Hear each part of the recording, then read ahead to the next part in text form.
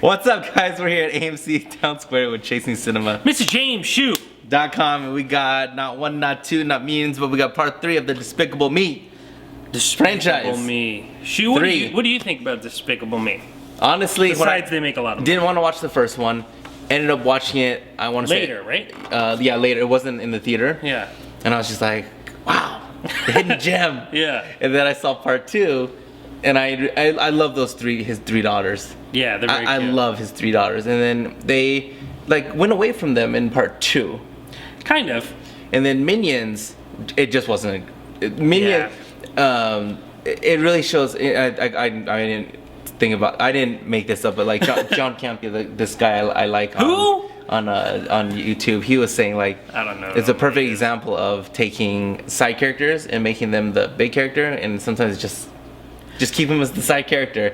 And I thought that because Minions, I didn't think Minions was great. Well, I my favorite part of the movies were Minions, you know, and I always thought they were very Three Stooges, something that I'm like really big fan of, slapstick comedy. But I think that my problem wasn't so much that they were trying to make them main characters. It was just like they just tried to put them in a 90-minute movie, and they should have just done like 3 skits in a movie, and I think you would have gotten farther like that. Do 3 little stories, not make it so, because that's a lot of that's a lot of minions. So at least if you kind of break it up, you kind of have like a fresh start each time. Doses. Anyway. Yeah, doses, exactly. So I'm gonna watch this movie on Thursday. Yes. You've already seen it. Yes. Let me hear about it. Well, I didn't like it. I will say. Well, I didn't like it. Yeah. Well, I will say right off the bat, like I've never been a real diehard Despicable Me fan. I thought the first one was charming and different. The second what about one, those daughters and the pony. Well, the only thing I remember from the second one really at all, besides the introduction of Kristen Wiig, was the ending when the girls are like they're actually becoming this family, and they have this really nice ending at the, kind of in the wedding setting. I thought it was really cute, but I liked the Minions, so I was so pumped for the Minions movie. And then I was like, oh wow, yeah, this is too much, too much, as we said. And this movie just felt so thrown together. And besides an opening sequence that's kind of funny because of the villain who is based off of this 80s character. Okay. And there's a lot of 80 references, but I mean, the very opening we have him Michael Jackson moonwalking on the ocean to bad, and that was really fun. But other than that, then it kind of goes downhill quick. It doesn't feel like they had all the elements. They just kind of felt like, well, we'll get the villain, who's done by Steve Carell. No, well, that's Gru. His brother. Yeah, and there's Drew, but that's also not the villain. The villain the villain is Trey Parker from South Park, I believe. The 80s guy. Or Matt Stone. Yeah, he is from South Park. Oh, He's the actual villain. And yeah, that's right. Steve Carell has a twin brother. Gru finds Drew. And like that does nothing for me. That was like not interesting. And I don't know. This movie just felt lifeless. It felt cold. It didn't feel like it was trying to really be cute. But like I was telling you, it's just a commercial to sell toys at this point. And I think they know that they've lock their audience. And the Minions, of course, are funny because we get them in small doses. They have that scene in the jail, which is kind of like the main part of the trailer where they're dancing and they're singing, and there's such a meta moment when they break into the Minions decide to depart from Gru for a little bit, and they all run into what is like a very Warner Brothers-esque studio, and they go into the Sing competition, giving a nod to Sing. There's even a poster for Very Fast Baby Driver or something like that, so it's kind of a nod to that as well.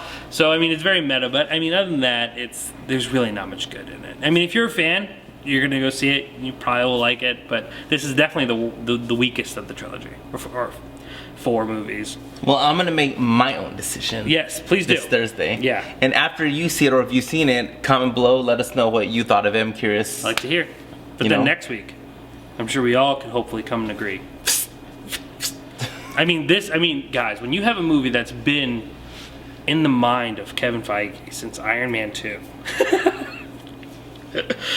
Something good's gonna come of all of that preparation and all of that planting. Well, because Kevin Feige since Iron Man 2, he was always thinking, I'm gonna make a scene. Yes, he's like, this kid is important. But I will say, in the defense of Kevin Feige, even though I believe that is total, just like nonsense, comics have always done that as well. Comics have always been like, you remember that strip 15 years ago? Well, guess what? It meant this. Yeah, me and Mr. Josh Bell were talking today after Despicable Me, and we were talking about that. So even though it is outlandish, it does fit along the lines of the comic book franchise type deal. But I hope this movie is what they're saying right now. A lot of Reviews are coming out excelente. which normally they do at junkets, but hearing that it's the best Spider-Man since Spider-Man 2, which has been my favorite Spider-Man movie, I'm really excited. Spider-Man 2 was awesome. And after Civil War, I was pumped. I'm ready.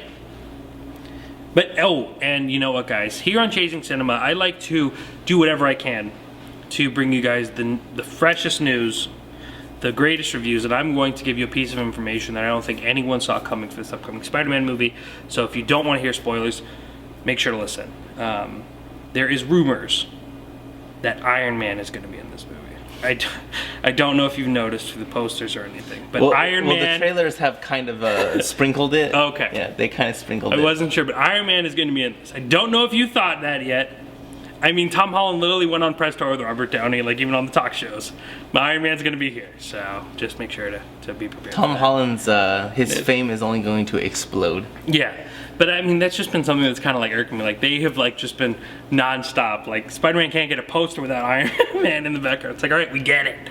Relax. And I'm sure he's on a big chunk of the movie, but still, you know, I'm excited just to see some Spider-Man. I've seen plenty of Iron Man in my day. Not that I don't like Iron Man, but I want to see something different.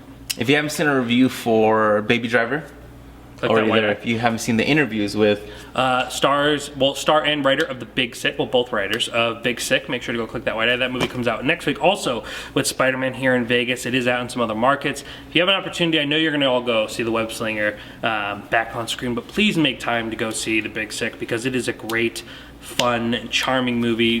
Make it a date night thing. Trust me, you'll love it. Love it. ChasingCinema.com is known as Film Lovers website.